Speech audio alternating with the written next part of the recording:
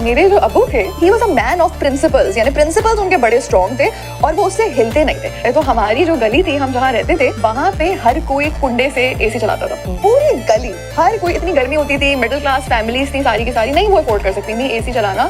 तो उस जमाने में इतनी सख्ती नहीं थी, अब थोड़ी सख्ती होगी, अब मेरे ख्याल से कुंडा नहीं होता, लेकिन उस इलाके में पूरा मोहल्ला कुंडा लगाता था। और बाकायदा जो मीटर रीडिंग के लिए बंदा आता था ना, वही आपको बोलते थे कि बाजी 25,000 रुपए दे दे, आपका भी महीने का 1000-2000 का आएगा, पूरे दिन एसी चलाइएगा। हम वाहिद फैमिली थे उस पूरी गली में और हम लोग वो कुंडा नहीं करते थे। अब हमारी फैमिली में कोई, जैसे यानी अब्बा की उम्र भी थी और उनकी नॉर्मल सी जॉब थी बैंक की, और हम 2 बेटियां थे, तो जरूरत तो हमारे घर पे भी थी ये काम करने की। और आपको पता है, जिन मोहल्लों में कुंडा लगा हुआ होता है वहाँ पे एवरेज बिल ज्यादा आता है, तो हम उन सब का बिल, क्योंकि वो एवरेज करके बढ़ा देते हैं बिल को पर यूनिट, तो हम ज्यादा बिल देते थे दूसरे लोगों की चोरी की वजह से। लेकिन मेरे अब्बा ने वो चोरी नहीं की। तो आई थिंक वो जो मेरे रोल मॉडल थे, वही इतने स्ट्रॉन्ग थे, पैसों में स्ट्रॉन्ग नहीं थे, पावर में स्ट्रॉन्ग नहीं थे, लेकिन जो उनके मॉरल्स थे, वैल्यूज थे, वैल्यूज थी, प्रिंसिपल्स, वो इतने स्ट्रॉन्ग थे।